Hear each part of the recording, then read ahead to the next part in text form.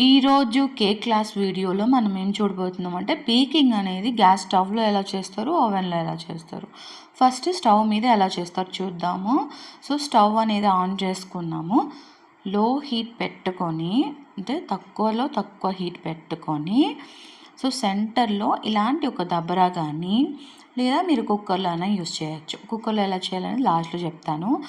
దబ్బర్ పెట్టుకొని లోపల ఒక స్టాండ్ అనేది పెట్టుకోవాలన్నమాట. స్టాండ్ వచ్చి సెంటర్లో ఉండాలి.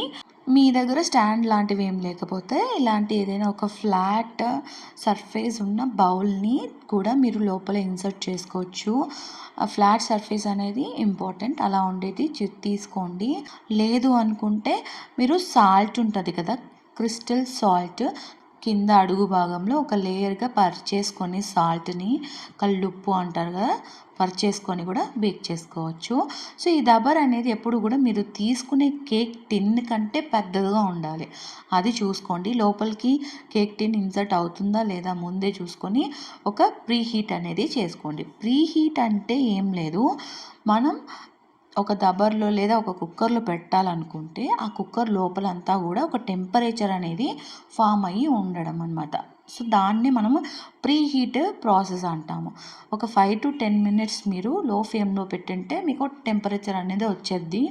తర్వాత మనం బ్యాటర్ పోసుకున్న కేక్ టిన్ ఏదైతే ఉందో దాన్ని స్టాండ్ మీద కానీ, సాల్ట్ మీద కానీ, నేను చెప్పిన బౌల్ మీద కానీ ప్లేస్ చేసి పెట్టేసుకోవాలి. మిడిల్లో ఉందా లేదా చూసుకొని పైన మూత పెట్టుకోండి. ఇంకా లోపల ఉన్న ఆ ఎయిర్ అన్ని బయటకు రాకుండా ఉండడం కోసం నేను పైన మూత పెట్టి దాని మీద ఒక స్టోన్ వెయిట్ అనేది పెడుతున్నాను.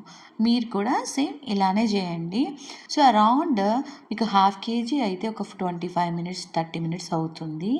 1 kg స్పాంజ్ అయితే 35 to 40 minutes అవుతుంది. మనకి బేక్ అయిందా లేదా అనేది ఒక స్మెల్ వస్తుందన్నమాట. మాడిపోతున్న స్మెల్ వచ్చినప్పుడు ఒక్కసారి మీరు మూత తీసి చూడండి. అప్పుడు చూస్తే మనకి ఫుల్గా వచ్చి పైన డార్క్ కలర్కి మారిపోతుంది.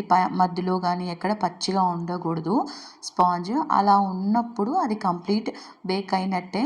బట్ ఎక్కడో ఒక చిన్న డౌట్ ఉంటుంది కాబట్టి మనము టూత్ పిక్ అనేది ఇన్సర్ట్ చేసి మిడిల్లో సెంటర్లో ఇన్సర్ట్ చేసి చూడండి. అది క్లీన్గా వచ్చింది అంటే బాగా బేక్ అయిపోయినట్టు. ఒకవేళ లైట్గా పిండి అంటుకున్నట్లయితే మీరు ఒక 5 to 10 minutes మళ్ళీ బేక్ చేసుకొని తర్వాత టిన్ అనేది బయటికి తీయాలన్నమాట. కుక్కర్లో అయితే ఎలా చేయాలనంటే నార్మల్గా కుక్కర్లో కూడా ఇలానే పెట్టుకుంటాం. బట్ మూతకి ఉన్న రబ్బర్ విజిల్ అనేది తీసేసి పెట్టుకోవాలి. ఈరోజు క్లాస్ వీడియోలో ఏమైనా కొత్త విషయాలు తెలుసుకున్నట్లయితే నా వీడియోకి లైక్ చేయండి. అండ్ ఇప్పుడు ఓవెన్లో ఎలా చేయాలో చూద్దాము. బేసిక్గా ఓవెన్స్ మీరు ఎలాంటి దాని మీదైనా బేక్ చేసుకోవచ్చు. మినిమం 18 liters to 20 liters ఉంటుంది కదా, అలాంటి ఓటీజీస్ అయితే ప్రిఫర్ చేయండి. నేను బిజినెస్ పర్పస్ కోసం నేను 42 liters అనేది తీసుకున్నాను అనమాట. ఇందులో 3 knobs ఉంటాయి. ఒకటి టెంపరేచర్, 2 వచ్చేసి ఫంక్షన్, 3rd వన్ వచ్చేసి టైమర్ అనమాట. ఫస్ట్ టెంపరేచర్ అనేది మనం 2 typesగా చూసుకోవచ్చు. ఎగ్ బేస్డ్ కేక్ స్పాంజెస్ ఏదైనా సరే మీరు 170 degrees to 180 degreesలో పెట్టి బేక్ చేసుకోండి. అదే ఎగ్లెస్ అయితే 160 to 170, ఓకేనా. ఈ రేంజ్ క్రాస్ చేయొద్దు. మ్యాక్సిమం ఎగ్లెస్ కేక్స్ 160లోనే నేను బేక్ చేస్తూ ఉంటాను. నెక్స్ట్ సెకండ్ నాబ్ వచ్చేసి ఫంక్షన్ నాబ్ కదా. సో ఫంక్షన్ నాబ్లో ఎప్పుడు కూడా నేను బోత్ రాడ్స్, అంటే పైన రాడ్ కింద రాడ్ ప్లస్ ఫ్యాన్, ఈ మోడ్లోనే పెట్టి బేక్ చేస్తూ ఉంటాను. మీరు కూడా అదే ఫాలో అయిపోండి. అండ్ థర్డ్ నాబ్ వచ్చేసరికి ఇది టైమర్. ప్రీ హీట్ ఒక 15 minutes అనేది నేను పెట్టుకుంటాను. అదే బేకింగ్ సంగతికి వస్తే 1/2 kg అయితే మీకు అరౌండ్ 30 minutes లోపలే వస్తుంది. అదే 1 kg అయితే 40-45 minutes దాకా వస్తుందన్నమాట. ఇది ఇనిషియల్లో నేను కేక్ స్పాంజ్ చేసేటప్పుడు మిడిల్ ర్యాక్లో పెట్టి చేసేదాన్ని. అలా చేయడం వల్ల ఏం జరుగుతుందంటే టాప్ సైడ్ త్వరగా కుక్ అయిపోయి హార్డ్గా అయిపోవడం, క్రాక్స్ రావడం ఇవన్నీ జరిగేటి అనమాట. సో ఆ తర్వాత నుంచి నేను లాస్ట్ కింద ర్యాక్ ఒకటి ఉంటుంది కదా, అక్కడ నేను స్టాండ్ని ప్లేస్ చేసి అక్కడ స్పాంజ్ అయితే బేక్ చేస్తున్నాను. ఆ తర్వాత అవుట్పుట్స్ అన్నీ కూడా బాగా వచ్చాయి. సో ఓవరాల్గా కేక్ బేక్ అయిందా లేదా అని మీరు విండో నుంచి అంటే బయట నుంచే చూసుకోవచ్చు ఓవెన్లో. ఇది ఒక అడ్వాంటేజ్ ఉంది. సో బయట నుంచి చూడండి ఓవరాల్గా చుట్టూ పైన మొత్తం కలర్ చేంజ్ అయిందా లేదా, బేక్ అయిందా లేదా అనేది చూసుకొని తర్వాత టూత్ పిక్ అనేది ఇన్సర్ట్ చేసుకోండి. సేమ్ ఒకవేళ కుక్ అయితే అవ్వలేదు, బేక్ అవ్వలేదు సరిగ్గా అనుకుంటే ఒక 5 to 10 minutes అనేది పెట్టుకోండి. నేను ఇనిషియల్ స్టేజ్లో లోపల ఒక టెంపరేచర్ టైమర్ అనేది తీసుకున్నాను అనమాట.